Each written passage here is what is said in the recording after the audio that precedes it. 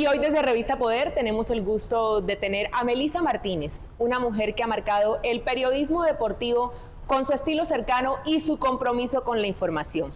Hoy conversaremos sobre su trayectoria, los retos y su visión del futuro. Bienvenida, Melissa, muchas gracias por estar con nosotros. Hola, Regina, qué alegría que me hayan invitado y poder tener este espacio para compartir con toda su audiencia. Una mujer súper poderosa.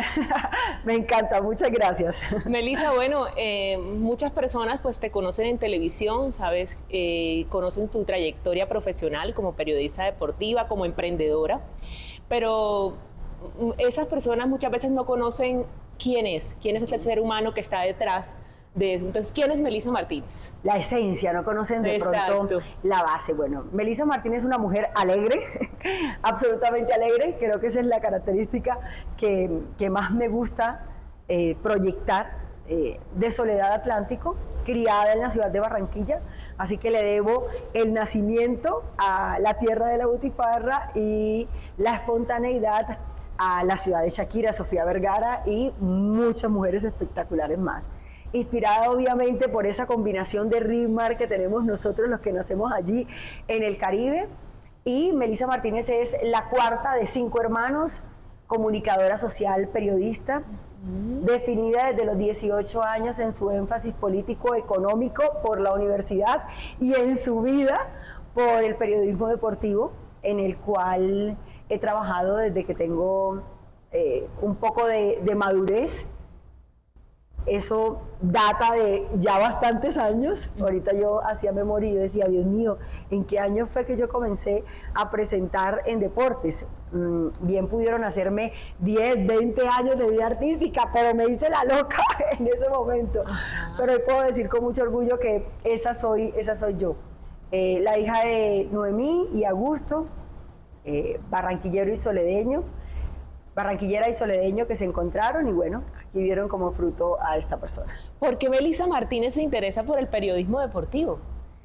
Eso me gusta mucho porque desde los 14 años la primera actividad que yo creo sin estar cercana a mis padres, sino con un grupo distinto, es ir al estadio, ir al Metropolitano. Y siempre digo con mucho cariño que se debaten o se pelean ser mi primer amor, o mi papá o el Junior de Barranquilla. A mi papá lo adoro, lo sigo queriendo, pero está en un nivel superior, es como el amor de toda la vida, pero el Junior sí termina siendo mi primer amor, el primero que me hace sentir la alegría porque lo vas a ver, la tristeza cuando no hace las cosas bien, la frustración de que de pronto no consiga sus objetivos y uno a la distancia queriendo y haciéndole fuerza.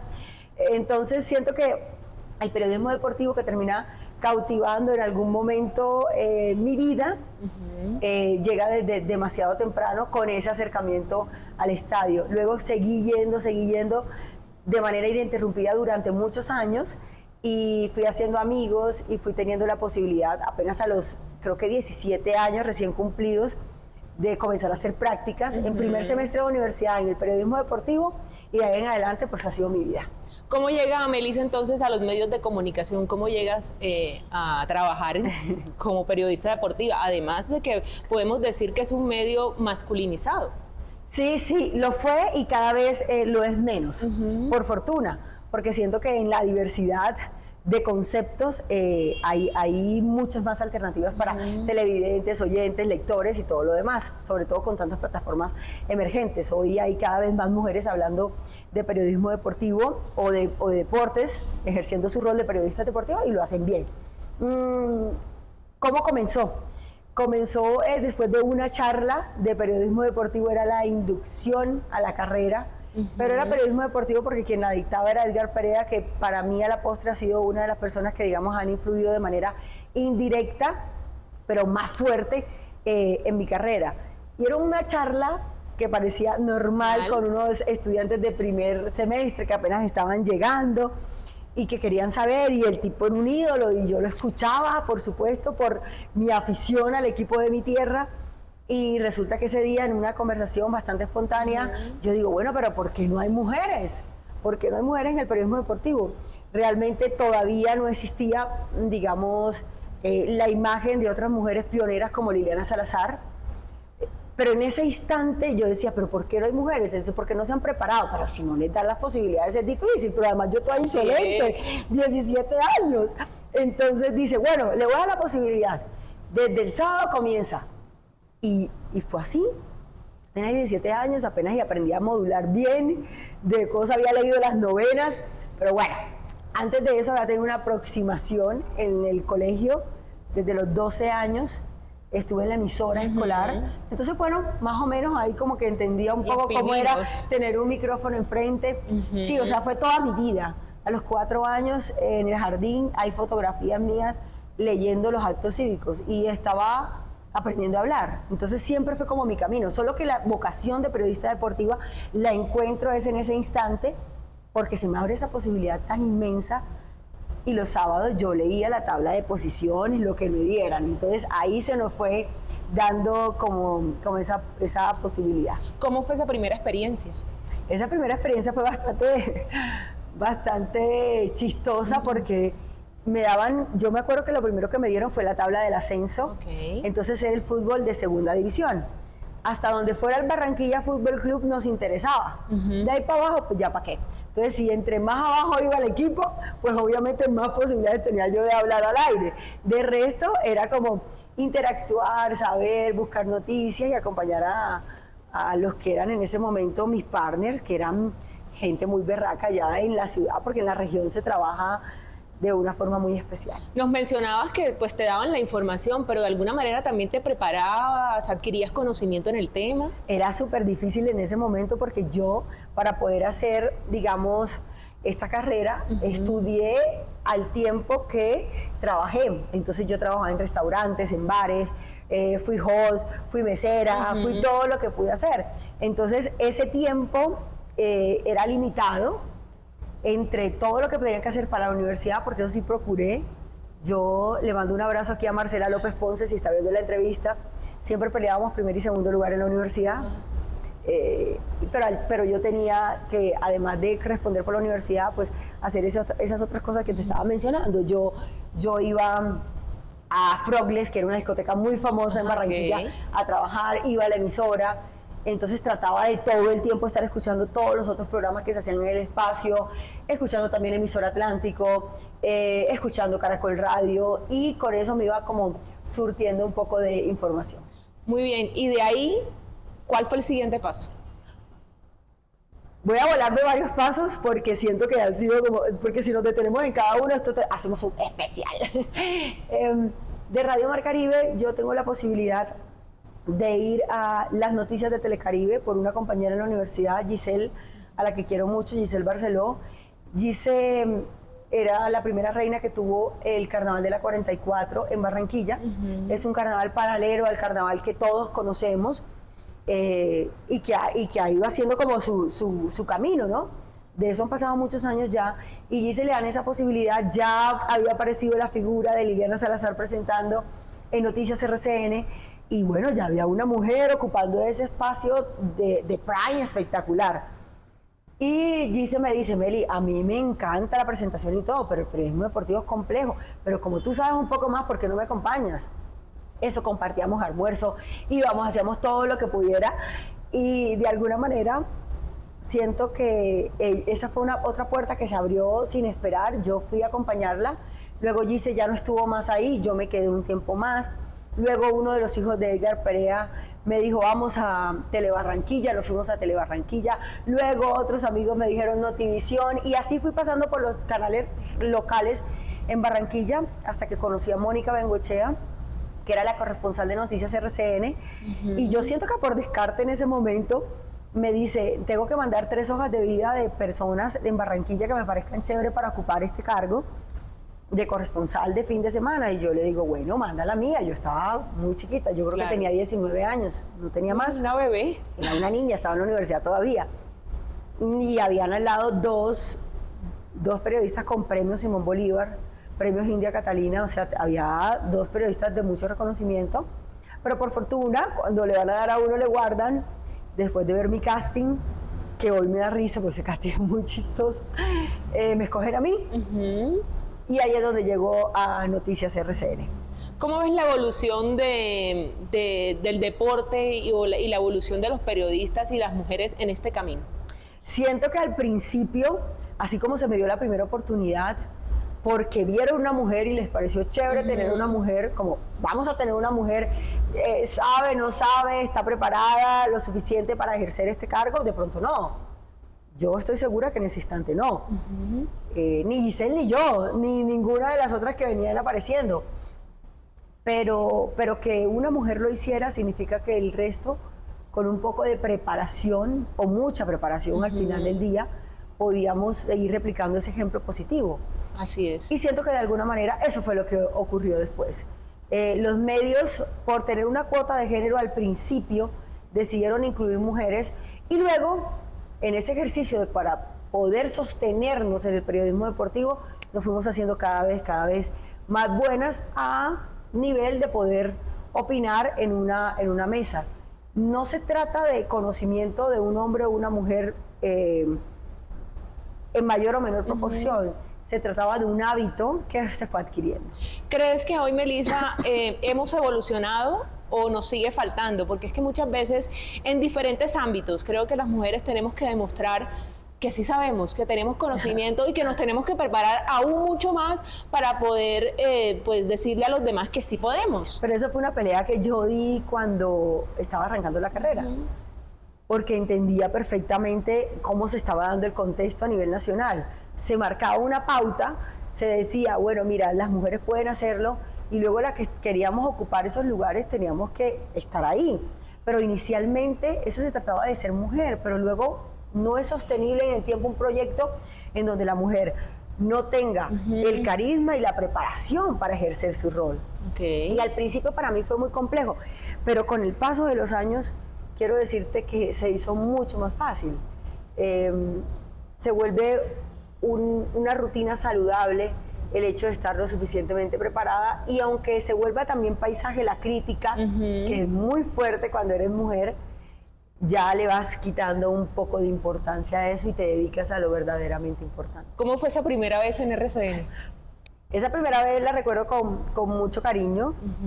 Creo que estaba Cristina Hurtado a un lado, Jenner Bedoya, y no estoy segura si era Margarita Ortega, pero eran como mis primeros compañeros para ese primer programa. Para esa primera vez en el set como presentadora de deportes, porque yo asumo un rol de presentadora de una forma distinta. Tenía una jefa.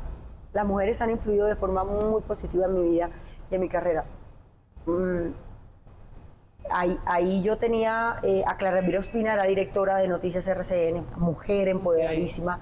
Y Clara Elvira me dice, después de que me coge como corresponsal en Barranquilla, quiero que hagas La Patrullera. Y yo comencé a viajar por todo el país. Pero eso era muy distinto a mi periodismo deportivo, que era lo que yo quería hacer para la vida. Y un día me dicen, vamos a hacer un casting para presentadora en set. Yo pienso que es para presentadora de noticias, pero era presentadora de deportes. Y llego a Bogotá a ser presentadora en set. Y quiero decirte, de una forma que lo recuerdo con mucho cariño, que ese día yo estaba preocupada por la ropa que me iba a poner, porque por todo, ¿no? Iban a verme miles de personas. Y hay una conversación muy valiosa con mi madre. Recuerdo muy bien, no importa cómo te veas, realmente. Pasa a un segundo plano, lo importante es lo que tú estás diciendo. Exactamente. Si tu reflexión es la verdaderamente buena, si tu reflexión o lo que tú estás haciendo es aportante, créeme que la gente, si está vestida de verde o de azul, de pronto no lo tenga tan en cuenta. La gente está viendo cómo te estás desenvolviendo, lo que les estás contando. Eso me quitó un poco de presión de lo exterior y me puso más en lo mental. Melissa, ¿cómo describes todo este camino? ¿Fácil o difícil? No, yo no lo tengo en una escala de qué tan complejo fue, no. Muchas veces me cuestioné porque a algunas personas les tocaba más fácil, de alguna manera. Como, pero ¿por qué el camino así como que parece, como que a mí me tocó en una pista de bicicross a lo Mariana Pajón, y por qué otra gente va como derecho? Hasta que un día entendí, ya en este momento de mi carrera, que posiblemente a mis hijos, con un poco más de apoyo y de mejor asesoría, le va a tocar un camino menos complejo. y dejé de pensar en eso. Hay muchas personas que ya han allanado el camino y se le hace más fácil a los que vienen. Sí, es verdad. Así que no diría que fue fácil o difícil, fue el camino que me tocó, lo disfruté, lo sufrí, pero forjó el carácter que hoy tengo. ¿Cambiarías algo de ese camino o lo vivirías totalmente igual? No, seguramente cambiaría muchas de las personas a las que me acerqué en ese momento, sobre todo cuando era más pequeña. Cambiaría gente a la que le permití estar cerca de mí, influir de pronto en algunas determinaciones, cambiaría algunas relaciones, cambiaría de pronto la forma en la que recibí el trato de algunas personas. Si no era correcto, debí ser más tajante, y si lo era, de pronto en algunos momentos pude ser más amable. Eso lo cambiaría, pero como es imposible, trato de replicar, o mejor, para decirlo en unos términos que se entienda mejor, trato de hacerlo hoy de una mejor forma. ¿En algún momento sentiste, ay no, hasta aquí llegué o no quiero seguir más, o sea, como diciendo, tirar la toalla? Jamás, eso me ha pasado un poco más ahora, pero cuando era difícil, y creo que ahora que estoy en una zona de confort positiva, pero cuando arranqué nunca, no existía eso. Siempre tuve mi proyecto de vida. Quiero ser periodista en Barranquilla, quiero ser corresponsal, quiero ser presentadora, quiero ir a un canal internacional. Y siento que cuando uno planea su vida de esta manera, aunque parezca ilógico todo, porque ya te cuento que nada más poder acceder a la universidad financieramente para mí era un reto mayúsculo. Cuando lo haces conscientemente, te lo digo mirando la cámara, cuando ustedes tienen un plan de vida, por más alejado de la realidad que ustedes están viviendo en ese momento parezca, si lo van ejecutando de poco a poco, al final se puede. Y por más obstáculos que haya, pues uno, si se cae, se tiene que levantar. Ah, sí, no, pues eso somos expertos. Eso tenemos muchas cicatrices en estas rodillas. Así es.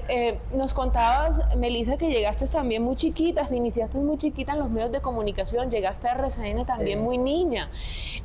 Muchas veces este tipo de medios también es difícil. Sí. ¿Cómo fue ese proceso? Siento que son rudos, siento que pueden ser rudos los medios, pero también de alguna manera yo venía de lo que se entienda muy bien, de lo rudimentario. En las regiones tenemos pocos recursos para trabajar, nos toca ser más creativos. Claro. Yo recuerdo que cuando nosotros íbamos a grabar los goles para la sección de deporte, teníamos que devolvernos prácticamente en una moto con el cassette, porque es que esas eran las herramientas. Cuando yo fui a RCN y yo me di cuenta que el camarógrafo tenía un aparatico por el cual, o una antena, pues inicialmente, por donde mandaba todo el contenido, yo decía, pero qué es esta belleza. Hay que ser muy recursivo en la región, porque tienes menos herramientas.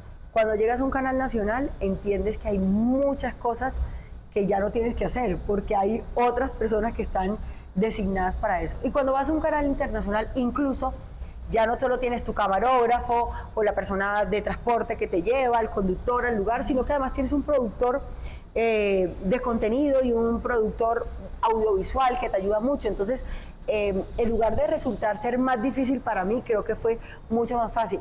Que la rutina y la jornada era muy amplia, que durante 7 años hice no solo el fin de semana y los festivos, todos los festivos, Día del Madre, Día del Padre, todo lo que existiera, Navidad, Año Nuevo, sino que además de eso, la jornada iniciaba, había que estar en el canal a las 4 de la mañana. Eso era bastante complejo, una ciudad como Bogotá. Sabías a qué hora entrabas, pero no sabía a qué hora salías. Yo siempre cuento que yo me bañaba en la noche y mis compañeros les daba una risa por la autenticidad mía. Yo decía, no, pero perdóname, yo es que a las 3:30 de la mañana bañarse es demasiado duro. Yo prefería dormirme, bañarme a las 9 de la noche, me dormía y tenía mi ropa ahí, me levantaba, medio me organizaba y salía. Y luego en RCN a veces tenía, digamos, otros espacios o una ducha o alguna cosa, pero habitualmente era eso, porque si no, los 10 minutos entre que te duchas y te secas el cabello o alguna cosa, que si era secar el cabello era un poco más, ya era llegar tarde. tocaba estar bien madrugada. Melissa, y a nivel personal, porque es que eras una niña, 19 años, o sea, sí. Uno a los 19 años también quiere salir, quiere conocer, quiere ir a rumbear, quiere hacer muchas cosas. ¿Cómo fue eso? Bueno, eso no existió para mí. ¿Te tocó madurar chiquita? Digamos que la noche para mí había existido en Barranquilla, pero había existido por el trabajo que yo tenía que ejercer allá cuando estuve para poder organizar y costear todos los temas universitarios. Y luego acá ya sentía que la noche era por obligación, entonces nunca fui como de eventos nocturnos, entendiendo que tenía que madrugar, siempre fui responsable. Creo que ya al final de los 30 fue que me gustó un poco más salir y demás. Y luego tuve una época de mariachis, que la disfruté muchísimo, de mariachis, tequilas y demás, pero no mucho más. Creo que el sacrificio por la carrera siempre ha valido la pena para mí, porque ha permitido acercarme a esos otros objetivos de vida que tenía. Entonces, sacrificar la noche no fue duro para mí. Melissa Martínez también es una mujer multifacética. Ella actualmente combina su profesión con su emprendimiento. Tienes un emprendimiento, queremos que nos hables de eso. Bueno, hace 8 años nació Store Colombia, que es, así es sus siglas, Melissa Martínez. Y hace 8 años, era un ejercicio que a mí me pareció muy lindo, y yo comencé a tener un vestuarista, y ese vestuarista traía ropa de muchísimas marcas, de la ciudad, de otras ciudades que querían vestirme. Entonces yo, para los programas del fin de semana, los noticieros del fin de semana, me ponía esta camisa azul que tú tienes hoy de PM, me la ponía y alguien decía, Melissa, esa camisa me gustó, y luego el vestuarista me decía, fue un hit, la marca estuvo feliz, te mandó estas otras 4 opciones. Hasta que un día yo dije, ven, ¿por qué a la marca y la marca no soy yo? Y obvio, al principio fue muy chistoso porque entonces yo tenía otro celular del cual contestaba, entonces yo ponía el crédito de la ropa que tenía puesta, que normalmente la conseguía en boutiques, y lo que hacía era una reventa de esos productos.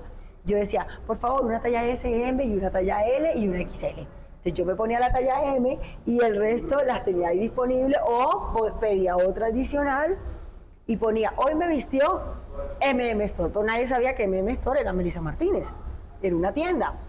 Y por el otro teléfono yo contestaba y vendía mis camisas, lo que me había puesto ese fin de semana. Y el ejercicio fue tan bueno porque tuve tanta receptibilidad de las mujeres que estaban ahí en Instagram y en otras redes sociales, que finalmente se convirtió en un negocio.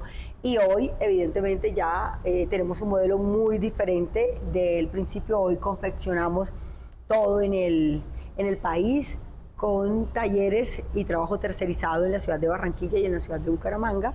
Y bueno, atendemos muchísimas clientas todos los meses. Y hay que hacer entonces la propaganda aquí. Este outfit del día de hoy es a nombre de Melissa Martínez. Sí, está bien. Melissa, ¿cómo combinas esas dos facetas? Bueno, esas dos facetas y todas las que se me ocurre, porque además del emprendimiento principal, que es la ropa, que es Store Colombia, con sede en Barranquilla, mi tierra, y también aquí en la ciudad de Bogotá.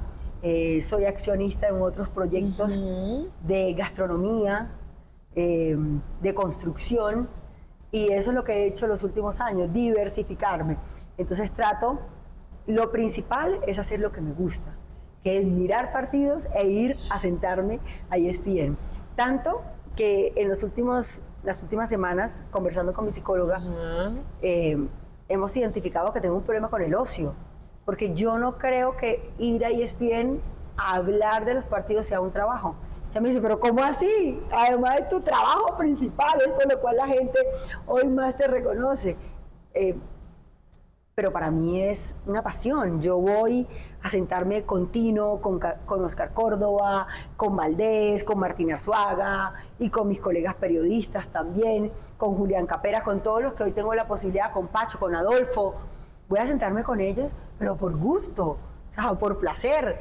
El día que yo hago solamente eso y de pronto no dedico tiempo a los restaurantes, a la obra, yo siento que de pronto fue un día desaprovechado. Entonces, ahí nos volvemos, como que hay muchas cosas en las cuales invertir el tiempo, aunque acepto que en este momento de mi vida, ya un poco más de tranquilidad financiera, hay algunos instantes en donde yo digo, hoy no quiero hacer nada, que eso antes no me pasaba. Pero qué bueno, y lo bonito de todo esto es que estás haciendo lo que te gusta. Sí. Creo que parte de la felicidad de las personas es hacer lo que les gusta, disfrutar cada día de su trabajo, de su profesión. El año pasado tuve un reto mayúsculo. Ese reto obedece mucho al ingreso de las plataformas chinas al país. Hablo principalmente de Temu y de Shein, que de alguna manera favorecen a un público con un recurso menor, incluso mujeres que tienen los recursos y que les parece muy práctico el hecho de comprar en esas plataformas. Pero esas plataformas en algún momento suplantaron mi imagen. Eso fue durante varios meses. Mi imagen, los diseños, todos. Y yo terminé con fotografías de Melissa Martínez en esas plataformas con precios irrisorios, porque claro, cuando se hace una producción a gran escala, si tú produces 5,000 camisas de estas, seguramente podrás ofrecerle al cliente un precio menor, pero si tú entre menos compras y si además de eso tú tercerizas el trabajo, como es la figura que normalmente utilizamos los emprendedores en el país, porque no tenemos el gran taller para hacerlo, pues obviamente todo va sumando un costo adicional. Eso fue muy duro porque fue la primera vez que yo creo en mi vida me he enfrentado a una crítica injustificada. Porque cuando yo expuse el tema, porque las clientas me llamaban y me decían, no, yo espero que salga la versión en Temu. Entonces, la gente se confundió demasiado. La gente creía en algún momento que yo podía pedir esta camisa a China y que la camisa me costaba, no sé, $3 en China, pero yo la vendía acá en $20. ¿Cierto? Claro. Pero no sabían que... Estaban dañando tu imagen. Total, porque la utilizaban hasta que un día, una tarde, estaba yo en Instagram normal y veo a mi perro y luego abro los ojos y me veo a mí. Era un video con Mata y Molly, mis perros en la sala de mi casa, y era una publicidad de Temu. Ese día exploté, publiqué un video que tuvo mucha repercusión, digamos, a nivel de medios. Todos los comentarios, o bueno, la mayoría de los comentarios eran negativos en cuanto a se cayó la máscara, ella trae de allá y nos vende acá, y Dios. Para mí fue muy duro, pero sobre todo para mi grupo de trabajo, porque hoy yo tengo un equipo en Barranquilla, un equipo en Bogotá, y es una fuente para poder gestionar esos gastos o esa inversión que se hace en el talento que uno tiene en los lugares. Por fortuna, y creo que ahí agradezco mucho a la carrera que he hecho como periodista, que también ha apalancado mucho todos estos proyectos, como lo hablamos desde el principio. Llegó a oídos de la Oficina de Comunicaciones de Temu en Latinoamérica, tuvieron una comunicación conmigo. Aquí está un comunicado que ellos emiten y en donde bajan de su plataforma todo. ¿Cuántos emprendedores en el mundo lograrán esto? Seguramente muy pocos. Yo agradezco obviamente a mi trabajo en medios y al reconocimiento que tengo, que estas personas decidieran bajar todo eso y que me ayudó de ahí en adelante a volver a hacer sostenible la empresa, pero durante los otros años era saquemos de acá y organicemos acá. Melissa, pero es que esto es demandable, ¿no? Sí, en absoluto, y en algún momento, aunque no es su especialidad, tuve una conversación con el doctor Jaime Lombana. Con él conversamos al respecto y me habló un poco sobre todo el tema de los derechos de imagen y todo, y cómo podíamos hacer para permitir la restitución precisamente de eso, de que la gente entendiera que yo ni cedí mis derechos, ni tenía un negocio con ellos, ni le compraba a ellos, sino que yo hacía mi trabajo y algún chino en alguna ciudad se le ocurrió a miles y miles de kilómetros buscar una empresa colombiana y encontró la mía. Dios. Y decidió tomar uno y otros diseños y hacerlos a gran escala, que yo les digo a la gente, está bien, se parece bastante a la pieza que hacemos, obviamente en una calidad muy distinta, pero no sabes toda la explotación que hay detrás, no sabes la contaminación que hay. Así es. Hay un ejercicio súper chistoso y era que nosotros teníamos de una referencia solo 50 unidades. Y cuando entrabas a la plataforma, lo cual me hizo sentir de alguna manera contenta y del otro lado pues muy preocupada, hicimos 50 unidades de un vestido, a las clientas les gustó, pero decidimos que ese vestido era solo esa edición. Y en la plataforma había más de 6.000 ventas de ese mismo vestido en el mundo. Dios. Y yo decía, ok, está bien. Entonces, siento que la clienta final, de alguna manera, espera y tiene unas expectativas de la calidad con la que nosotros trabajamos, pero sencillamente recibe lo que se puede hacer a gran escala, pagándole $1 a un menor de edad para que vaya y obviamente, como lo hemos visto, queden evidenciados mucha explotación laboral, que es lo que se está viviendo de nosotros. ¿Qué mensaje le darías a las emprendedoras o a las diseñadoras que están viviendo o han vivido una situación similar? Sí, primero hay muchas emprendedoras que compran en otros mercados y que financieramente es un buen ejercicio. Yo lo respeto, pero es una modalidad distinta al negocio que yo hoy tengo, que digamos nosotros nos dedicamos más a la construcción y de alguna manera se siente también bien poder generar empleos en distintos escenarios, ¿no? Desde la mano de obra, desde donde compramos la tela, esa gente, ese vendedor, ese que está en el taller, hasta evidentemente el producto final, la vendedora entienda que lo entrega a la clienta o el envío que se haga. Yo sencillamente diría que aunque soy una mujer poco confrontativa y eso de verdad me generó un estrés superior al que estoy acostumbrada a vivir, en algunos momentos hay que exteriorizar esas cosas. Hay que contar, puede ser que se tenga menos público que el que de pronto una mujer como yo puedo tener por mi posición en medios, pero que sí hay que divulgar eso y hay que decirle a la gente. Y de pronto se van a exponer a la crítica, que desconoce realmente todo el proceso que hay detrás de alguna pieza, pero no solo de ropa, sino en términos generales, que puede aparecer en una plataforma con un monto inferior, pero hay que decir las cosas. Y seguramente ahí al final quedarán menos clientes, pero esos serán los que nos sirvan para poder sostener nuestros emprendimientos. ¿Cuál es el superpoder de Melissa? Yo pienso que la alegría ante la adversidad y el respaldo principal, Dios siempre. Así es, Melissa. Un último mensaje para todas las personas que nos ven en este momento, para todas las mujeres para las cuales tú eres un referente y quieren decir, bueno, yo quiero llegar allá donde está Melissa. Lo primero es que siempre recibo con humildad todos esos comentarios lindos que puedan hacerse con respecto a mí. Y estos espacios que permiten que la gente me conozca un poco más y entienda que, en un dicho muy popular, no es solo soplar y hacer botellas, sino que todo lleva un camino. Espero, así como tuve muchas mujeres que fueron referentes e inspiración para mí, que alguna de las palabras que hoy dije en este espacio puedan generar en ellas un impacto positivo y que las acerquen un poco más a sus sueños. Melissa, muchísimas gracias por haber estado con nosotros en Revista Poder. Para mí también ha sido un gusto haber estado contigo, poder haberte entrevistado, poder haber conocido ese ser humano, poder haber conocido esa persona detrás de esa profesión que eres. Además de todo, como lo dices, eres una mujer muy auténtica, eres una mujer muy sincera y gracias nuevamente. A ti, muchas gracias y por supuesto a todos los espectadores de la Revista Poder por este espacio. Así es, hasta una próxima.